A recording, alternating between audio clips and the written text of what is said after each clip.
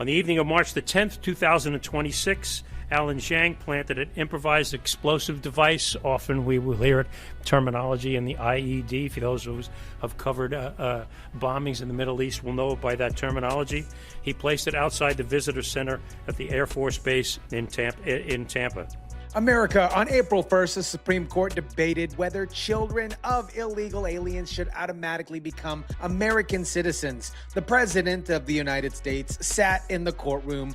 First time in history. Justice Alito raised a hypothetical during those arguments. A child born to a foreign national who entered the country illegally. Allegiance to another country. Is that person really an American citizen? On April 3rd, the Department of Homeland Security named the hypothetical. He was 20 years old, born in Tampa. His parents entered the country illegally and ignored a deportation order for 28 years. He's in China right now. We can't get him back, and he's there on an American passport. Just breaking moments ago, the FBI indicting a brother and sister in connection with the placement of an explosive device at MacDill Air Force Base in Florida.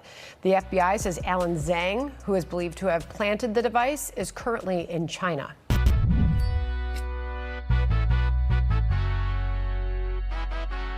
What is up, guys? Tyson De La Cruz here. Thank you so much for rocking with me. The IED sat inside MacDill's visitor center for 6 days before an armed man stumbled across it. 6 days. 6 days, you guys, at a base housing CENTCOM and CENTCOM, the command centers for American Special Operations, and every military engagement in the Middle East. Prosecutors said it would have been, quote unquote, very deadly if detonated. I think that's an understatement. The 911 call Alan Zhang placed minutes after setting it down. No location given. He knew base security would search. He knew they'd find nothing. 6 days of confidence built into that call. The bomb is placed on the 10th. They left on the 12th. On the 11th, they attempted to destroy evidence by selling the automobile involved to CarMax. They sold it the day after they placed the bomb. Agents found IED residue in the car and related components at the family's home in Land O'Lakes. While this investigation went on March 16th, a service member on base found a suspicious package near the visitor center. That package turned out to be an IED Zhang reportedly planted 6 days earlier. You have something that's in a secluded location and hidden in the visitor center, and it just took a little bit more time to get there.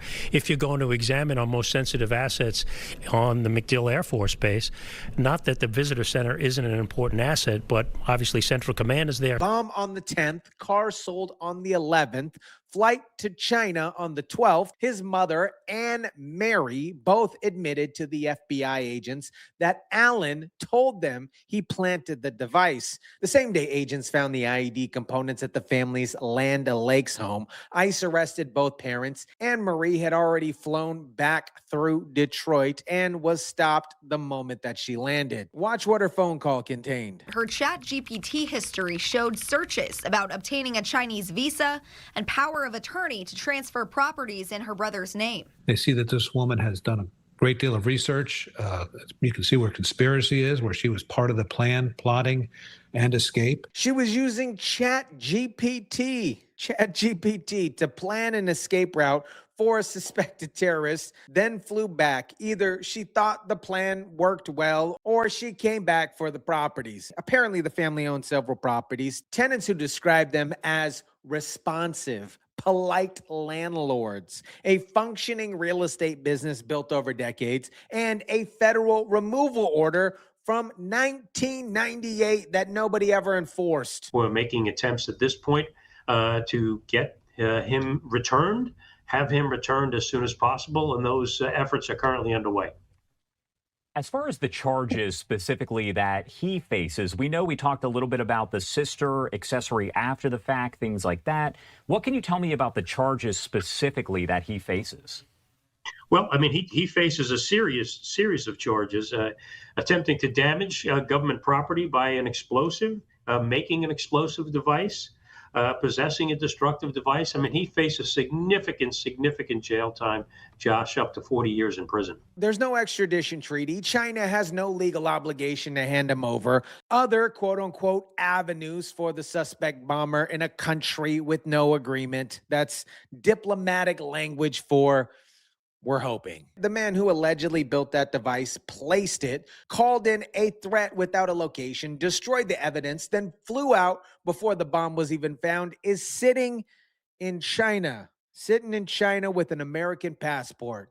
He's 20 years old, and nothing the U.S. attorney said on that podium suggests that he's coming back anytime soon. The case is federal and documented, but what got this family to this point where that scenario was even possible? That story, my friends, runs 28 years deeper. Q Quinn Zhu and Jia Zhang Zhang entered the United States illegally from China before 1993. They applied for asylum. A federal immigration judge denied it. And in 1998, that same judge ordered both of them removed from the country. The Board of Immigration Appeals denied every single attempt that they made to reopen the case. They stayed here anyways. 28 years.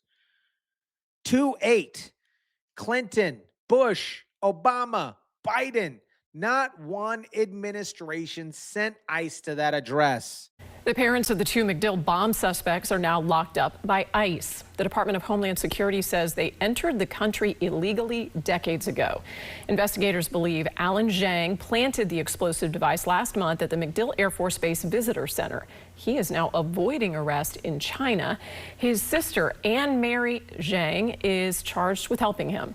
Authorities say their parents were illegal aliens, and a judge ordered them removed all the way back in 1998. The Trump administration is using this case in their argument against birthright citizenship, which is now being considered by the Supreme Court. They were living here under an active removal order. They had 2 children on American soil under the current birthright citizenship interpretation. Those children, Alan and Anne Marie, became automatic U.S. citizens the moment that they were born, the moment that they popped out of there. Started crying. That citizenship is what kept that family together through every immigration proceeding. It's what gave Alan a U.S. passport. It's what put him on a flight to Beijing. Records show the family owns several properties in Pasco County. Quite honestly, they were extremely responsive owners, very polite, and I never had an issue with them whatsoever. A tenant at one of the Newport Richey properties says she didn't want to show her face because of the high-profile nature of this case. She says after the incident, Anne Mary sent new contact information, but she hasn't heard back from anyone. The family built a real estate business, had tenants, had strong community standings, and a removal order from 1998 that never came until their son allegedly attempted to bomb something. The tenants called Anne Marie responsive, called the parents polite. One tenant said that they felt bad for the family. I showed up on March 18th. The parents went into federal custody. The tenants haven't heard from anybody since. The checks apparently are still going through for now. And somewhere in Pasco County, there are properties connected to a federal terrorism case sitting in legal limbo, if you would, while a man at the center of it takes meetings in China. DHS Acting Assistant Secretary Lauren Biss put a direct frame on all of this, automatically granting citizenship to children of illegal aliens born in the United States pose a major, underline the word major, national security risk. She wasn't writing a policy. She was describing a federal indictment here. Now, here's part of the story that turns a criminal case into a constitutional moment. On April 1st, 2026, President Donald Trump sat inside the Supreme Court during oral arguments about birthright citizenship. Donald Trump is the first sitting president in American history to attend oral arguments. Justice Samuel Alito used a hypothetical during the session to challenge the ACLU's position. Listen to what he described here. A boy is born here to an Iranian father who has entered the country illegally. That boy is automatically an Iranian national at birth, and he has a duty to provide military service to the Iranian government. Is he not subject to any foreign power? not within the meaning of the 1866 Act, Justice Alito. And that's clear from Wong Kim Ark, and it's clear from the debates. What the framers meant by the phrase not subject to any foreign power was referring to the ambassador exception. If it meant what the government contends, basically not a subject of any foreign power, that another country considers you a jus sanguinis citizen, then lawful permanent residents, all foreign nationals. Well, ordinary public meaning of that would certainly encompass that boy, would it not? Justice Alito, if you think that the language of the 1866 Act was ambiguous, as Wong Kim Ark says, the shift to the language of the 14th Amendment, which is the operative text, certainly clears up any ambiguity. Well, what I said about a boy born to an Iranian father is true of children born here to parents who are nationals of other countries. If I'm correct, it's true to a child who's born here to Russian parents. It's true to a child who's born here to Mexican parents. They're automatically citizens or nationals of those countries and have a duty of military service. It sure seems like that makes them subject to a foreign power. Replace Iranian with Chinese. Replace military service with alleged IED. The constitutional question Alito was wrestling with on April 1st had a real-world answer being prepared at DHS for release 2 days later. The hypothetical and the indictment aren't identical, but the legal framework Alito was asking about is the same one that produced Alan Zhang's citizenship. Trump walked out of that building on April 1st and said this. I didn't realize it's the first time in history that a president went to the Supreme Court. I was really surprised to hear that. And the Supreme Court's not been acting very well, actually. It was today on Birthright citizenship. How did it finish up? Who knows, right? That's the problem. You never know.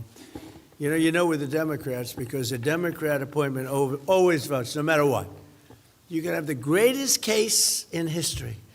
You could have a case where the person you're suing admits they're guilty. And if you're in front of a Democrat judge, she'll overturn that admittance. Now, it's very unfair. And Republicans, judges, and justices, they always want to show that they're independent. I don't care if Trump appointed me. I don't care if he doesn't make any difference to me. I'm voting against him because they want to show their independence. Stupid people. But the Democrats, you can have the greatest case in history, and they'll be voting against you every single time. And then they get upset with you when you complain about it. I get admonished a little bit. There is no Republican judge, and there is no Democrat judge, a certain person says. And I say, you've lost all credibility when you say that. It's really pretty tough. So Pam and I were over there with some people, and we watched, and actually, nobody knew what the hell was going on. Simple subject.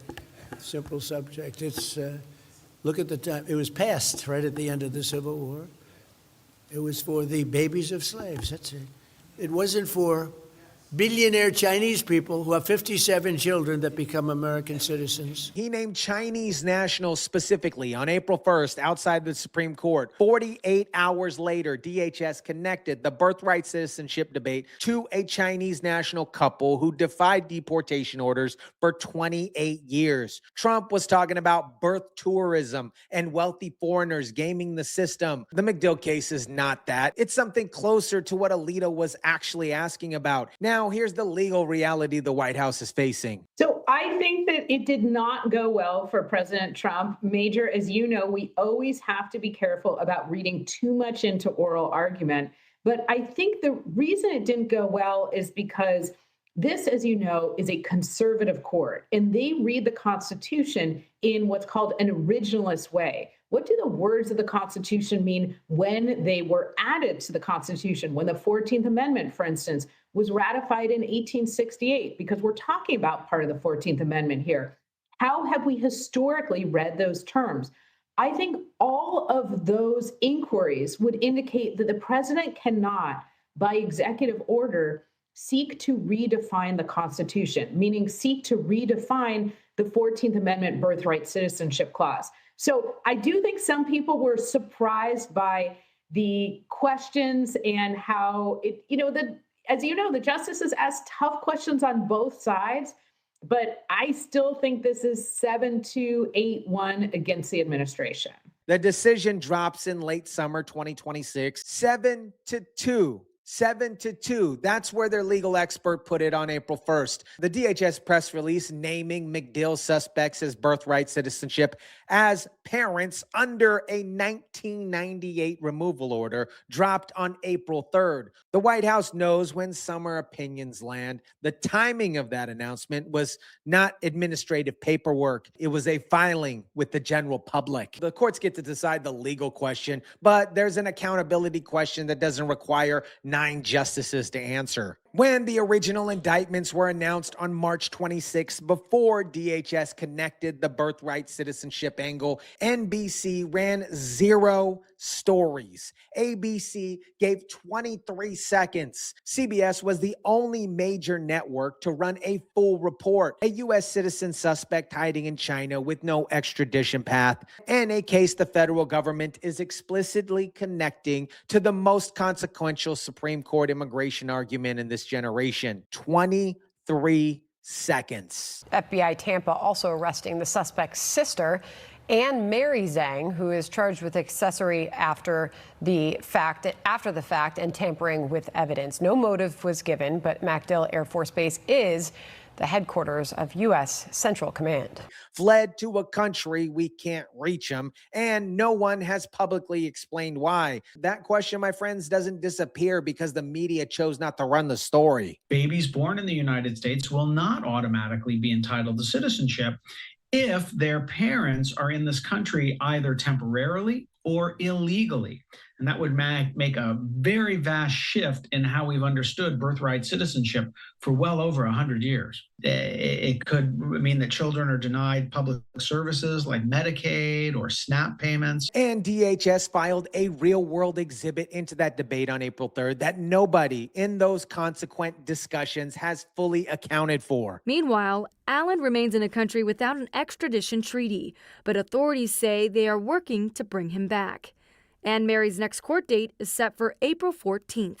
The Supreme Court is in session through late June, 3 simultaneous timelines, and every single one of them is connected to a citizenship document issued to 2 children born in Florida while their parents were living under a deportation order that expired in 1999. America, if the Supreme Court rules 7-2 against Trump's birthright citizenship order this summer, and the legal expert says that's where it's heading, the specific mechanism that produced Alan Zhang's citizenship will remain untouched. That's not a policy argument. That's a mathematical outcome. The same week, the Solicitor General stood in that chamber and told the court that hundreds of Chinese firms operate networks bringing mothers into U.S. soil specifically for birthright citizenship. DHS named a family that used that exact same legal result in a completely different way. No tourism, no wealth, just 28 years of defied deportation, 2 children born in the United States on U.S. soil, and a passport that got the suspected bomber to Beijing before the device was even found. A federal judge signed that removal order in 1998. Nobody enforced it. And the only reason the country knows this family's name is that device didn't detonate. He's in China with our passport. We're waiting on a Supreme Court that probably won't fix this. Let me know what you guys think about this. Drop it down in the comment section down below. Smash the like button if you kindly would. Share, subscribe, and as always, guys, I'll catch you on the next one.